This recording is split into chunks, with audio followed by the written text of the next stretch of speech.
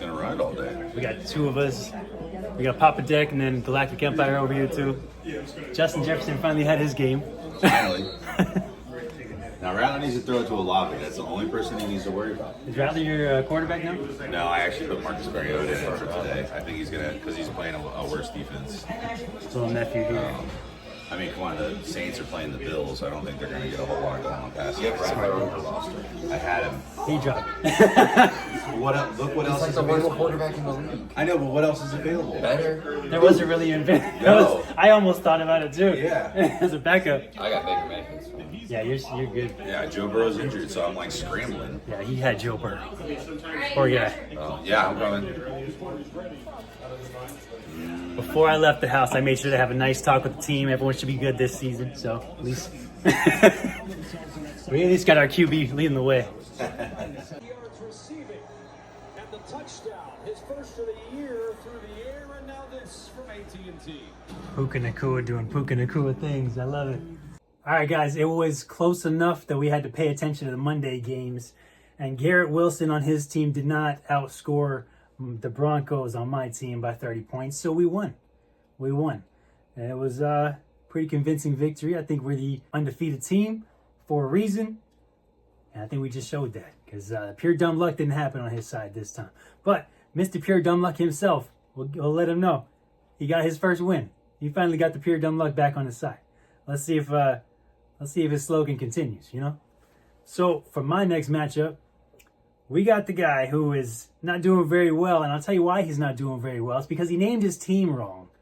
Okay, he clearly should have went with his first round pick. He had the number 1 pick overall, which was Jamar Chase. There's plenty of things you could have named your team after with Jamar Chase. Okay, he named his team To Affinity and Bijan. All right, now that sounds good and all, but he doesn't have either player on his team. I told him, I said, that's why you're not doing very well. Like, the rest of your players are mad at you. I heard they had a team meeting, and they were like, they just don't like you. I'm sorry to be the one to tell you. They don't like you.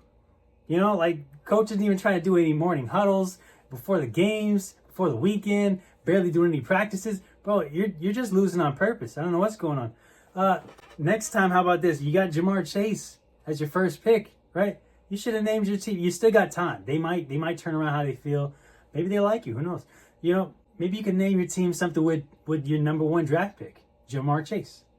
There's plenty of things. Yeah, I looked up a list for you, okay? Because I'm going to help you out. I'm just that kind of guy. You know me. So the top Jamar Chase team names that people find. Jamar the Merrier. That's not bad. That's not bad. Dude, where's Jamar? That one takes me back. I like that one. Like, dude, where's my car? Dude, where's Jamar? What's up? I love it. Jamar's Attacks. Chase Ventura, Pet Detective. Hey, you know, give him a new career role right there. Chase Jam. Chase Jam. Not bad. Jamaican Pie. Jamarmageddon. Hey, come on. Don't go chasing waterfalls. Hey, you know that would have hit. I'm sure you would have won an extra game just from that one. Jamar Wars. That's probably my favorite. As a Star Wars fan, hey, Jamar Wars. Come on. I love it. There's so many things. Worst chase scenario. Cut to the chase. That's an easy one. Take that one. High speed chase. Chase X. Jamarley and me. Chase Force. A quiet chase. Chase Invaders. Chase Off. Like Face Off. I like that. That's pretty good. Chase Time. You know. Okay, last one. Jamar, you serious? That's a good one. That's a good one. Jamar, you serious? I like that one. Okay. All right. That's enough of that one. I'm just saying, that's probably something you got to think of. I have a team huddle before every game we have. You know, my players like me, and they don't want to let me down.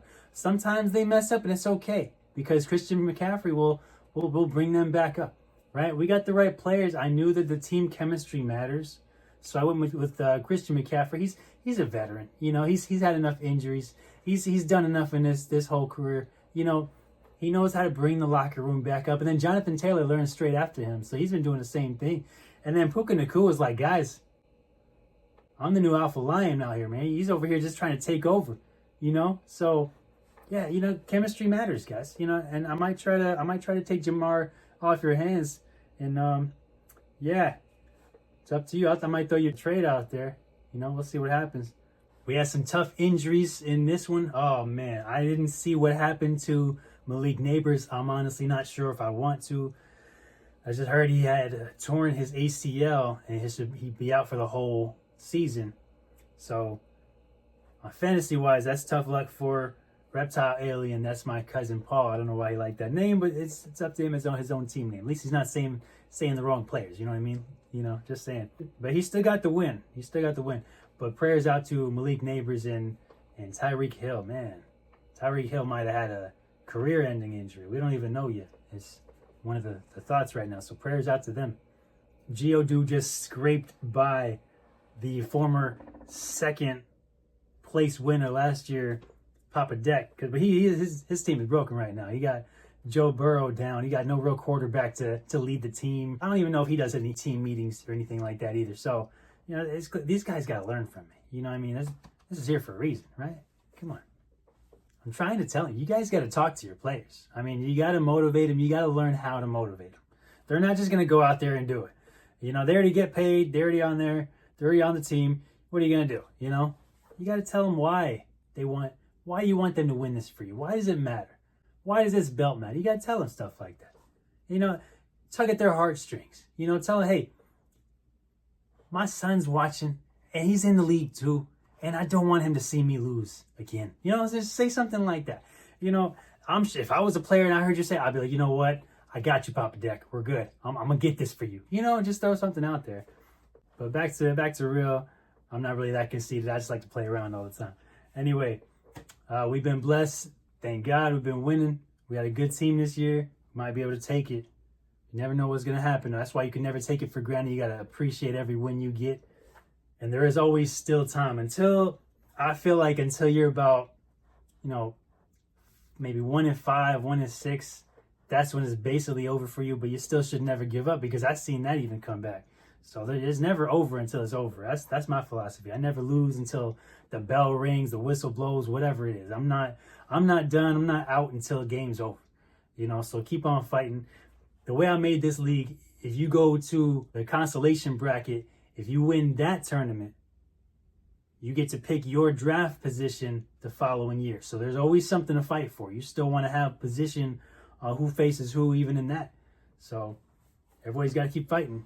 Still want to do trades. Still want to try to up your team. You can't just give up. And so like we said, it looks like a 66% chance to win this week. No, it's really like that. Okay, yeah, so we got a 66% chance to win. But, of course, that's just projections. We never know. You never know what's going to happen. Some of my guys are facing some of the wrong teams, some tough ones. Especially Christian McCaffrey got the Rams. That's one of the tougher teams to face right now. That's the number one toughest team, at least from fantasy, for running back points. So we're going to have Christian McCaffrey just kind of change that outlook a little bit because in his career against the Rams, he always scores over 20 points. He had a 40-point game against them a couple years ago, so he's the one that's going to change that. I'm not too worried about him. Jonathan Taylor has already shown he is a top 5 running back. I don't care who says what. It's also about what you have, what plays they run for you, what offensive line you have, what other weapons they are to distract the defense. It's a lot of things, plus the talent. I think for talent-wise, Jonathan Taylor is a top 5 running back. He might be top 3 still. But I could at least argue top 4 because there's Saquon and Bijan also in there. Of course, with Christian McCaffrey.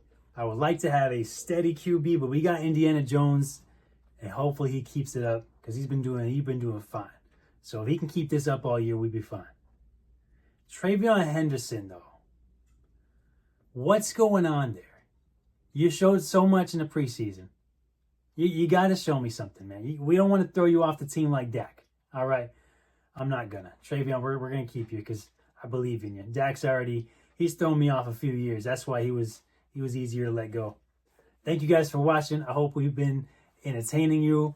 I hope I've made it as enjoyable as I could for you. And just don't forget Jamar Chase Jam, okay? Jamar the merrier, all right? There you go. Signing off.